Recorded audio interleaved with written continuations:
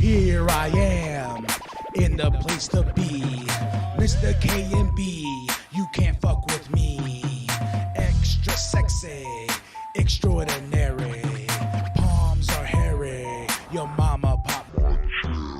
What up, y'all? It's K&B, the Sexy Ninja, in the place to be for a Paper Saber universe, and this is the Sexy Ninjacast, the podcast of my mind and everything I love that's outside of pro wrestling.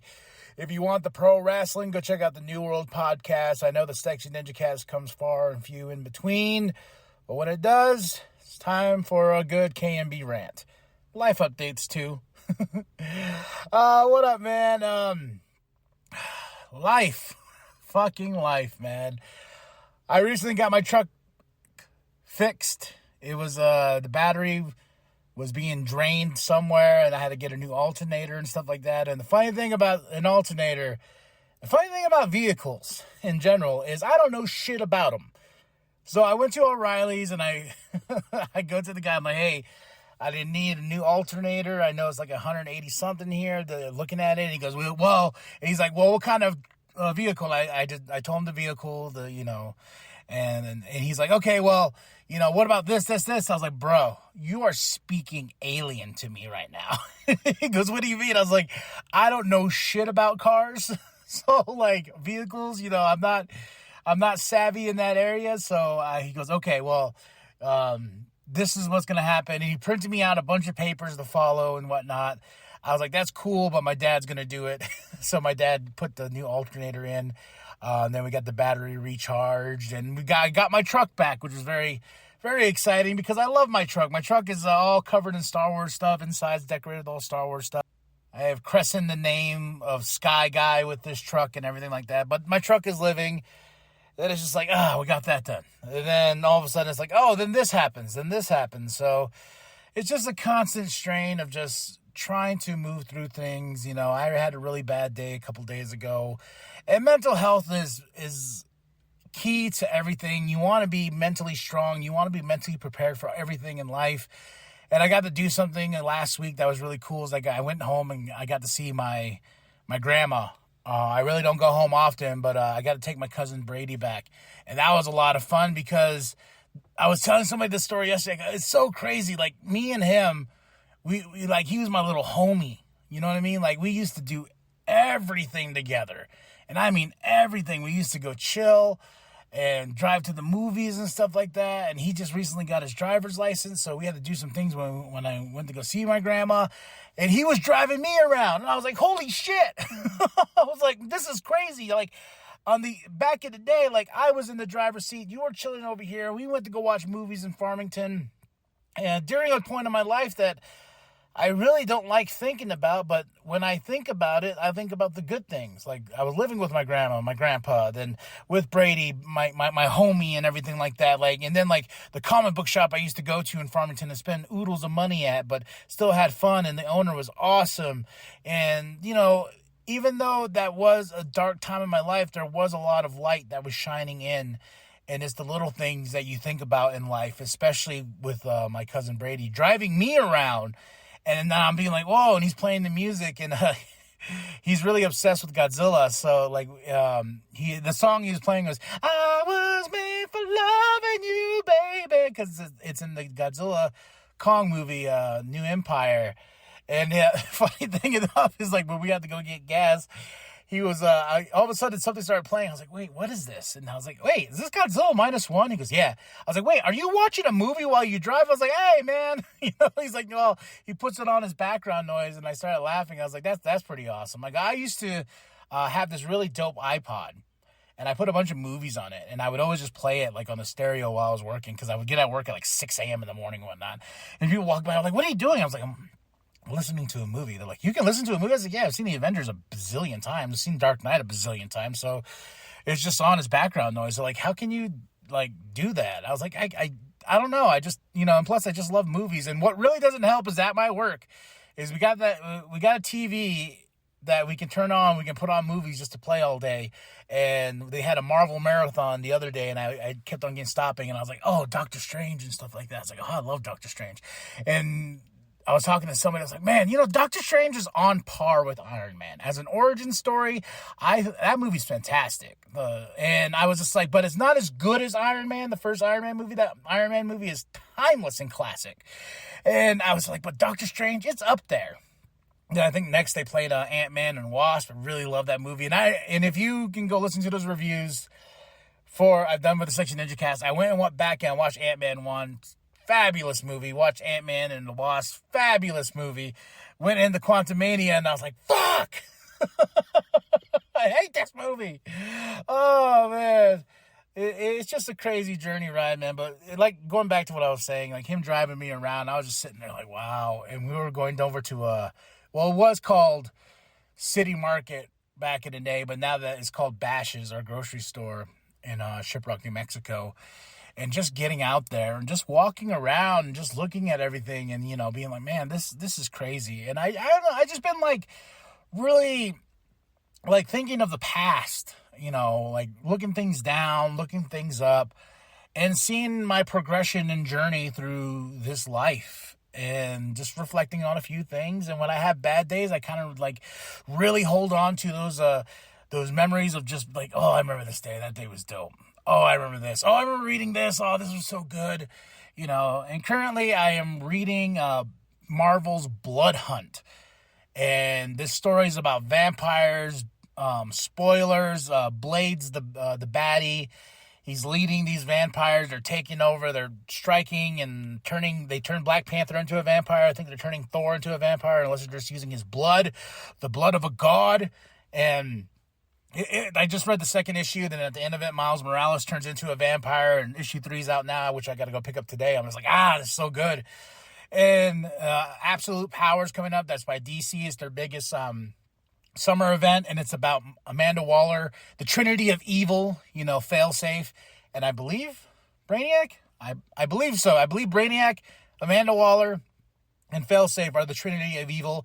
I could be wrong, but it's a world about Amanda Waller taking the superheroes' powers away from them, and now the powerless have to fight the Trinity of Evil and get their powers back and everything like that. And while I was thinking of this concept, I was like, oh man, Batman's going to have no problem. Batman's not going to have any problem at all. He's going to look at these guys and be like, fools, I've been dealing with this almost 80 plus years. I can handle myself out there. So I'm more interested in seeing what Batman does with Superman and Wonder Woman, Aquaman, the Flash, the fact that they don't have their powers. Does he help them make suits that will recreate their powers if they need to when they go into battle and stuff like that? So I'm very interested in Absolute Power. Mark Waid is writing it, which makes me very excited. And I just got done with Chip Zdarsky's Avengers Twilight. The last issue just came out. Oh, so good. It's so good. It's based in the future, and it's in a different time, and the government is like controlling the media and making you see what you want what they want you to see. And old Steve Rogers takes the serum. He gets back into the fight. He wants to bring America back to where it was. And America's got their own Avengers. But they're not real.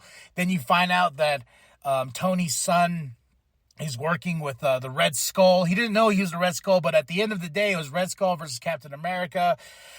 Thor kills Hulk, and it's such a sad way, too, because that was Red Skull's final attempt to destroy everything and blow off these bombs and stuff like that. And Tony and his son, they have this reconnecting moment. He gets his wife Jan back and everything like that. And Tony sacrifices himself, and his son goes on. He wants to rebuild his legacy, and he feels bad because he was helping Jarvis, who is the Red Skull at the time. He was being brainwashed by him, but at the end of it, Tony's son, he's rebuilding Avengers Manor and stuff like that. We got the new Avengers that are going to be looking towards the future. And we have Steve Rogers that almost died. But my favorite part is when Thor had to kill Hulk because Banner's fighting and Thor's like, we can't do this, my friend. You destroy Banner. Are you in there? And Banner's like, kill me.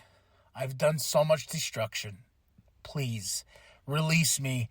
And Hulk takes him down in the ocean. not Hulk. Thor takes Hulk. Well, they both go down into the ocean. He puts Mjolnir on his throat basically and drowns him. And I was like, damn, the sacrifices, these guys make and stuff like that.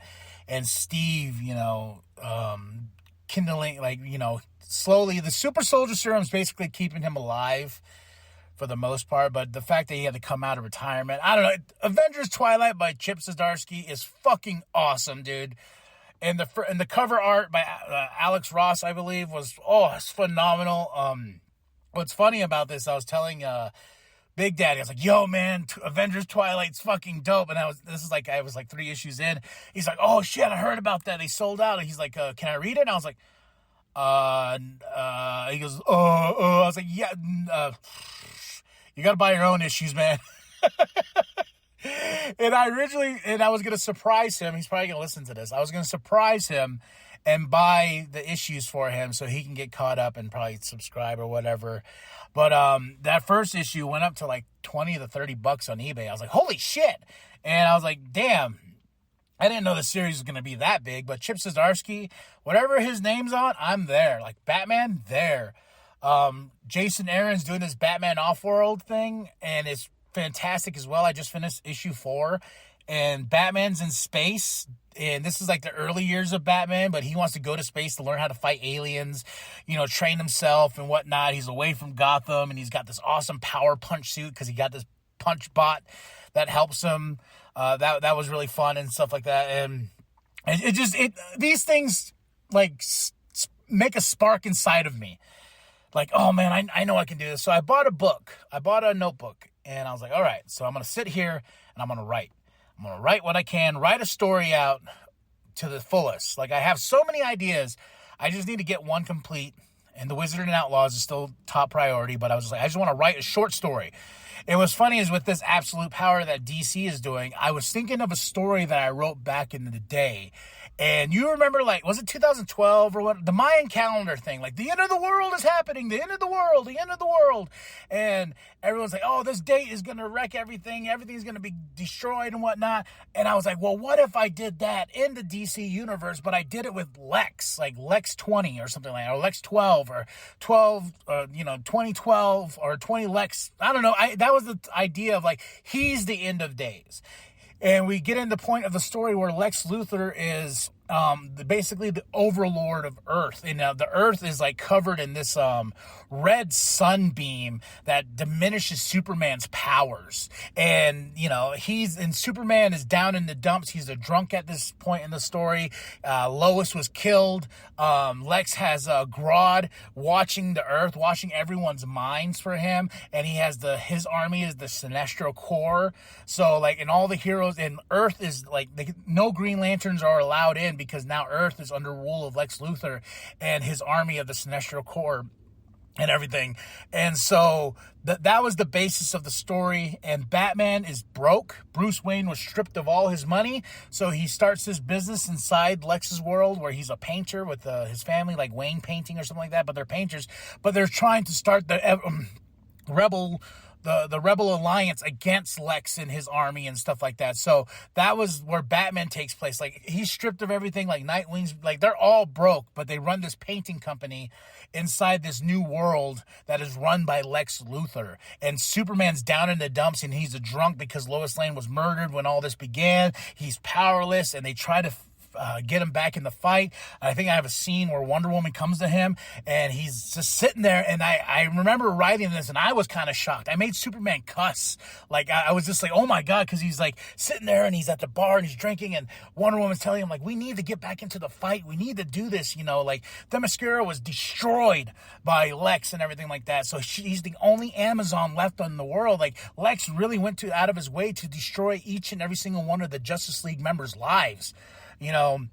Stripping, finding a way to strip Wally West, because that's the Flash I had in my story, not Barry, because Barry was dead in this story that I was writing. But Wally West's Speed Force from him and stuff like that, and he drained the oceans to where he can destroy Atlantis, and he owns like basically all the water of the world, and he destroyed Aquaman. Mira's the only one that's still alive and stuff like that. And there's a scene though, what I'm talking about in the bar, Superman's just sitting there. I know Diana's like, come on, we gotta fight. Bruce has a plan. He's like, fuck Bruce. And I was like, who? He's like, you guys don't understand. I lost everything. I lost my powers. I lost myself. I lost the love of my life. And all that I have now is what's inside this bottle. That's all I have. And I was like, damn, I want Superman broken. And speaking of broken Superman, My Adventures with Superman's back. Season 2, I did a podcast on the first episode, and it's a anime style of Superman. And it is fantastic. It's so good. It's relatable to Superman, because Superman is the big Boy Scout, and that's who he is. There's been many interpretations of Superman and stuff like that. But My Adventures with Superman is so good. I mean, in this last episode, kind of got me all teary-eyed and stuff like that, because he's at the point, this is a younger Superman. He's working at the Daily Planet. Him and Lois, their relationship is very, very, very young and new and fresh to them.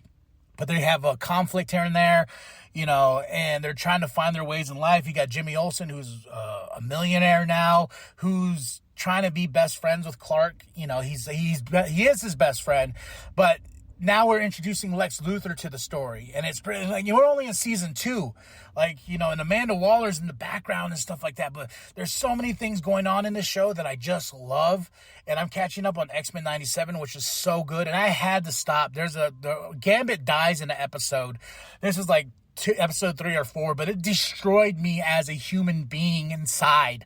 I had to stop. I was like, all right, I'll come back to the show. I'll go watch some other things, but what happens with Rogue and Gambit and this one scene just obliterated me deeply and emotionally. I was like, oh my God, it was funny.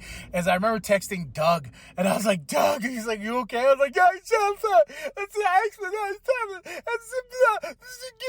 He's like, all right. He goes, it's okay. I didn't call Big Daddy, because he'd be like, God damn it, big head boy. It's just a cartoon. I love your money, a cartoon to me. And, but that is the thing that I love. I just love my bubble, going to the bubble, staying in the bubble.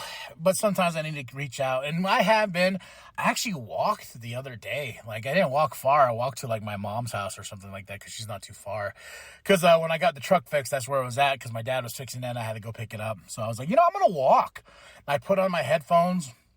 I put on Rebel Force radio, and I was walking and just embracing the sun, feeling the sweat, and just I can breathe, and it was nice. And I started walking again the other day, and I was just like, damn, I really like this. I like just putting on headphones and collecting my thoughts and walking around and creating new ideas and whatnot. And I remember texting a homie Steven, shout out, what up? An idea that I have that I want to do, that I want to get out there in the fall, but I'm not going to say what it is. It's going to be a cool project, something we've done before.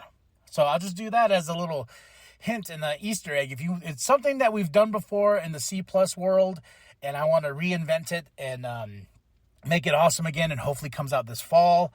So just moving the things there, moving all the mechanics and whatnot. And yeah, so that it's just been fun. I just been walking outside, and when I come and record the podcast, I record it in a really hot area, because I feel like it's a moment of when I'm letting all this energy out. I'm sweating balls right now, but when I'm letting all this energy out, it feels good. It feels good just to release it, because like I said, the other day I had a really shitty day, and I knew I had a really shitty day because I like to write, not poetry, but I like to write what my mind wants to write, if that makes sense. If I'm feeling sad or if I'm mad, I'll write something. And I wrote this thing. It's a paragraph for how bad that day was. I accidentally dropped it, and my boss found it. And he comes up to me and brings it up to me and goes, you okay, man? I was like, not really. And he goes, I can tell, I read this. And I was like, why'd you read this? Don't read my shit. But he was like, are you okay? And I'm like, not today. I was like, I'll get out of it. And he goes, yeah. He goes, there's help out there. And I was like, I know, but I have my ways of getting out of it. And that's my friends, that's my family, that's my wife, that's my kid, the things that keep me going. And that's why I always say mental health is important. Find those things that'll make you happy. Find those things that'll give you a moment just to escape. And walking has been one of them for me. Just going outside and just letting it all out, and then doing these podcasts and making these things and feeling that moment of sensation of like, I created something. I did something. Even not just making podcasts. Like when I read my comic books the other day, I felt accomplished in life for the moment, because I was like, finally, I'm catching up. And then we started this reading program that's with the library that my wife signed up for, that she did last year. It's a summer reading program, and you can document comic books. Well, you can document it more in the sense of how long you were reading. Then you earn these badges and shit like that. Then you get prizes to gift cards to things downtown in Flagstaff. And we went downtown in Flagstaff. We had a picnic too. That was cool. So a lot of outside for KMB, and I think that's a really good thing, because KMB doesn't like the outside, but I am now. So, but yeah, that's been life. The truck issues, work is work, but everything else kind of just collapsing in my brain, but I'm rebuilding, and that happens a lot. One day I remember even my wife asked me, she goes, "What's so bad?" And I'm like, I don't know. My brain just it just falls apart. And I get into a funk of just like, and then I just start rebuilding it back up, and I get myself like, okay, you're going to do this. And I start writing things out. I'm like, all right, this is going to happen. This is going to happen. And then I check it off as I go. I'm like, okay. And it's a simple list of like, okay, go clean toys, go walk, go make a podcast about wrestling, or go do this. It's things I want to accomplish and write down. Of course, there's stuff like saving money and stuff like that, but it's just like, do this, a mental checklist. And if you make yourself a mental checklist, it doesn't have to be like, go lose 100 pounds in a week, go, write a book in 2 days. No, make yourself a mental checklist of little things. Start small, and that's what I do. I make mental checklists of like, okay, well, I want to accomplish this today. I did. I am going to finish up my episodes of My Adventures of Superman, and I'm going to feel good about it, even though the episode got me a little teary. But I'm a big nerd that way. Okay, I'm going to go finish the Acolyte. And Acolyte's been fun.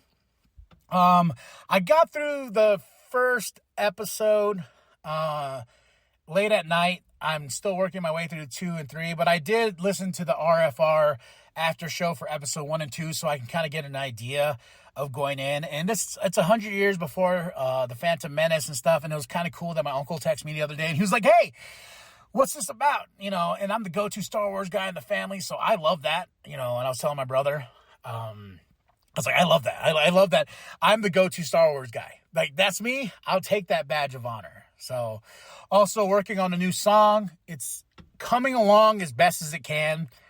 And it's points where I'm like, okay, I do this, and I record, and then I'm like, I don't like that. So there's 3 different versions of this song I'm recording with 3 different hooks.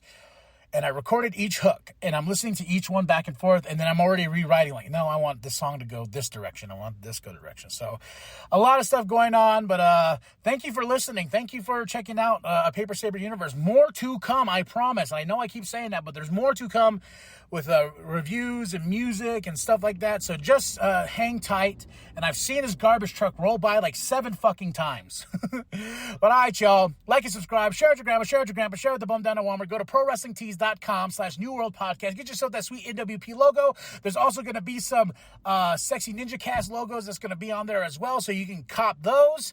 And that's it. That's all. And remember to stay sexy, ninjas. Whoop, whoop. Welcome to the wicked shit.